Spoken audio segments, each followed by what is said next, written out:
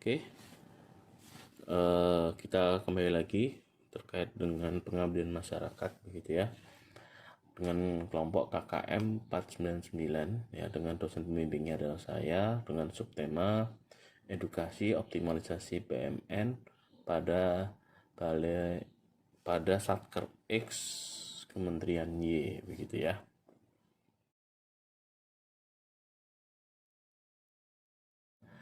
Nah, teman-teman tadi sempat melakukan beberapa analisis ya, dimana analisisnya itu salah satunya berkaitan dengan laboratorium. Di situ disampaikan merujuk pada KMK 349 garis miring KM.6 garis miring 2018 dengan mempertimbangkan indikator pengukuran potensi penggunaan masa depan terdapat dua dimensi, yaitu dimensi kategori aset dan signifikasi aset ya.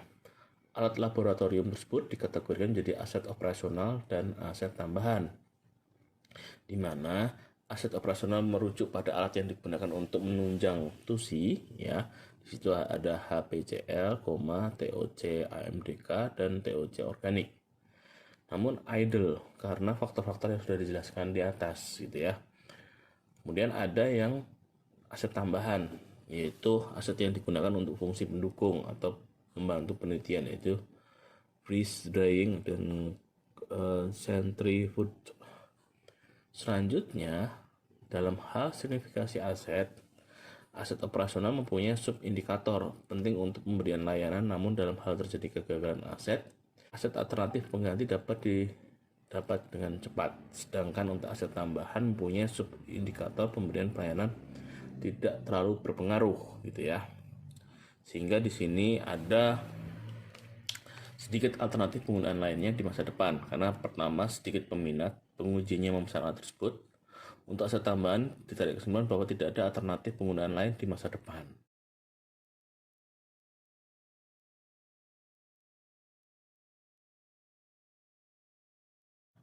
Berdasarkan kinerja aset di atas, maka optimalisasi yang paling mungkin dilakukan aset operasional, pemanfaat atau disewakan kepada unit vertikal ya, artinya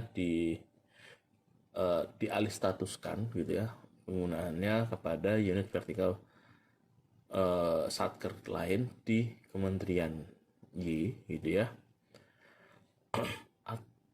atau memberikan pelatihan pada SDM sebagai operator alat tersebut gitu ya. Misalkan kalau ada operatornya, barangkali ada potensi yang menyewa dan sebagainya, karena pada waktu itu cukup banyak. Atau yang paling ekstrim gitu ya, paling ekstrim adalah dilakukan pemindah tangan dengan cara lelang. Nah, jika lelang tidak bisa dilakukan, maka penjualan secara scrap. Nah, ini juga harus hati-hati teman-teman, bahwa penjualan scrap ini juga tidak mudah gitu ya. Bagaimana cara penilaiannya dan sebagainya, ini menjadi suatu tantangan tersendiri. Sebaiknya sih memang dilakukan tadi optimalisasi kalau memang di dalam PP 28 tahun 2020 di dalamnya pada masa Covid ini dimungkinkan untuk dilakukan peminjaman ya, dipinjamkan pada tidak hanya di lingkup kementerian ya bisa saja di luar kementeriannya, misalkan di Satker A pada badan B begitu, jadi di luar kementerian itu ya, mungkin ke kementerian lain dan sebagainya, itu dimungkinkan. Atau yang dimungkinkan kembali justru dilakukan penggibahan dari kepada dinas C ya pada Pemda D misalkan. Itu juga mungkin dilakukan apabila memang ada potensi oleh dinas itu dilakukan pemanfaatan yang jauh lebih baik begitu ya.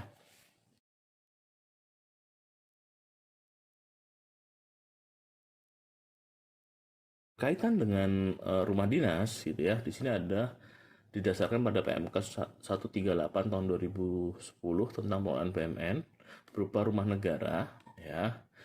Lalu ada PMK 111 tahun 2016 tentang tata cara pemindah tangan yang merujuk PMN tadi gitu ya. Nah, di sini juga teman-teman harus hati-hati gitu ya. Karena tukar menukar atau tukar guling ini juga memiliki potensi adanya fraud ya, temuan. Kenapa? Karena nanti penilaian antara satu dengan unit penilaian dinilai yang lain itu ada disparitas itu menimbulkan adanya kemungkinan kerugian.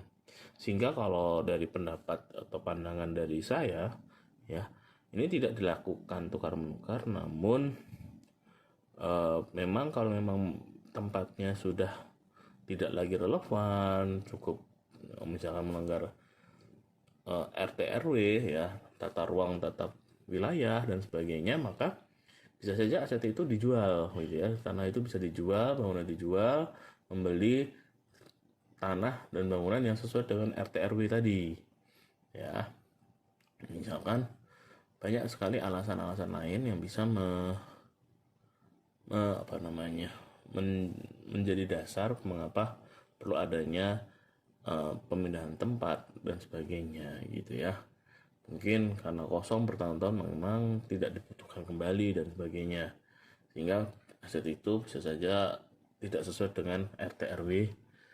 RTW itu adalah artinya tata ruang dan tata wilayah, ya, sehingga perlu dilakukan penyesuaian dengan tadi RT RW dan sebagainya. Mungkin itu gambaran dari saya, kurang lebihnya saya nanti kita diskusi kembali, namun kurang lebih itu adalah alternatif yang coba saya sampaikan.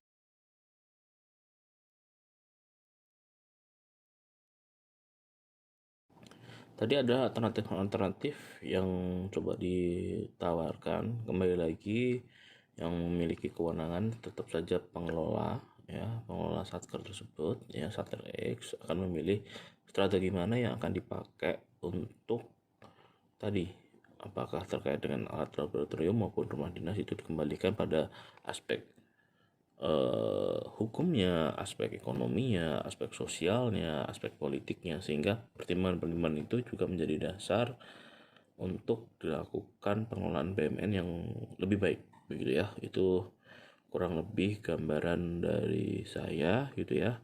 Nanti coba dipertimbangkan kembali plus minusnya, pro konnya dan sebagainya, disesuaikan dengan kondisi di lapangan seperti apa, ya, HBU-nya seperti apa, hack and bench use-nya. Oke, sekian dari saya. Terima kasih.